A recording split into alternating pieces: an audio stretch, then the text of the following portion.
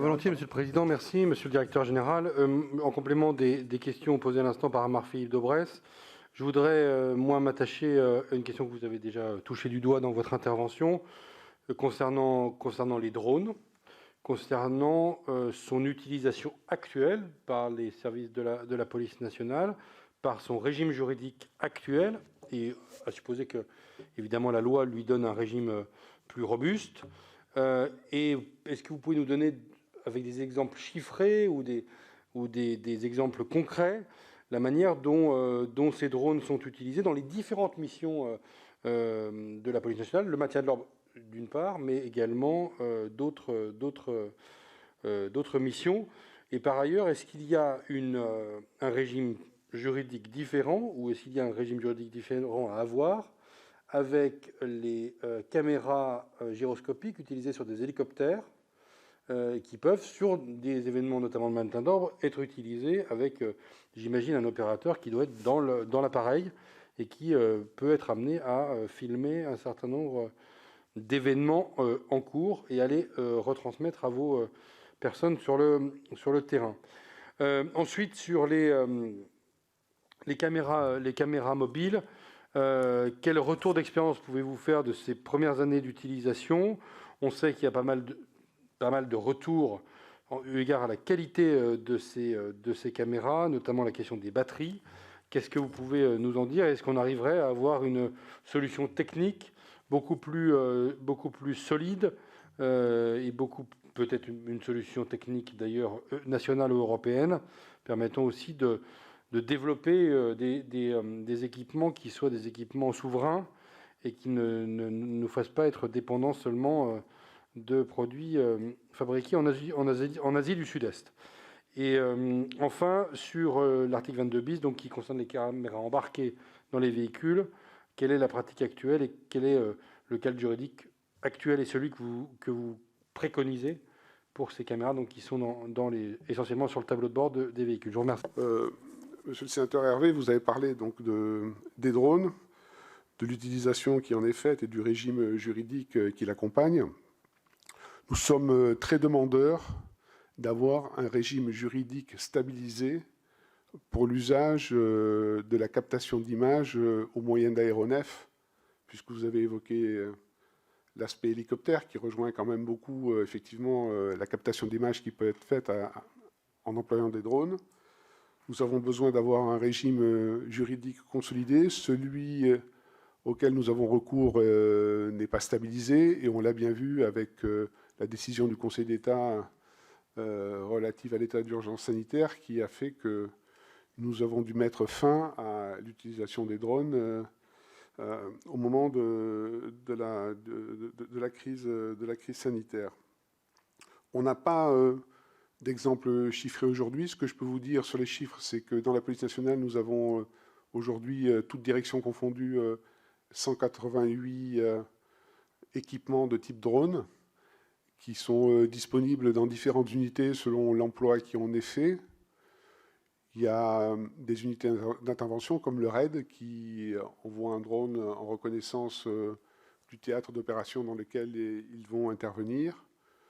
Il y a des services de surveillance aux frontières, comme la police aux frontières, qui utilise les drones dans le Pas-de-Calais, par exemple, pour assurer la surveillance des plages et éviter que des migrants s'embarquent sur des radeaux de fortune et s'exposent à des risques et migrent vers le Royaume-Uni sur des distances qui sont quand même assez importantes. On ne pourrait pas imaginer qu'on puisse mobiliser des effectifs uniquement pour assurer cette surveillance. Également à la frontière franco-italienne, où les étrangers en situation irrégulière qui cherchent à pénétrer sur notre territoire empruntent parfois la ligne Vintimille-Menton, mais aussi utilisent beaucoup de sentiers ou de chemins dans l'arrière-pays, qu'il est très difficile de détecter, notamment pendant la nuit. Et donc la PAF développe aussi ce type d'activité. La police judiciaire qui s'en sert aussi dans la préparation de ces opérations, dans des interventions ou dans des surveillances qui ne permettent pas une approche humaine en proximité. Je pense parfois, par exemple, à des camps occupés par la communauté des gens du voyage, qui se spécialise dans l'attaque de fret ou tout autre type de délinquance. Et enfin, nous avons une utilisation très maîtrisée et très modérée par la sécurité publique dans les situations où des manifestations de voie publique dégénèrent et qu'il nous est absolument nécessaire de pouvoir identifier la manière dont les forces employées vont être dirigées vers tel ou tel endroit parce que des casseurs sont en action. Et à la fois, il faut pouvoir piloter l'action des forces de l'ordre, mais aussi être en capacité, si c'est possible, d'identifier, de localiser ceux qui se livrent à des actes de violence ou de destruction pour nourrir les procédures judiciaires qui ne manquent pas d'être conduites à la suite de ces exactions.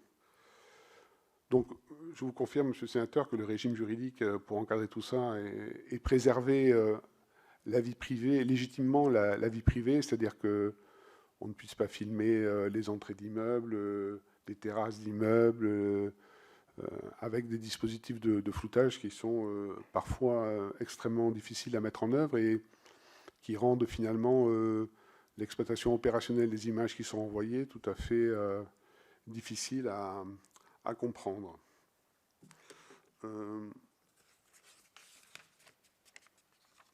Et enfin, vous me posez une question sur les caméras embarquées.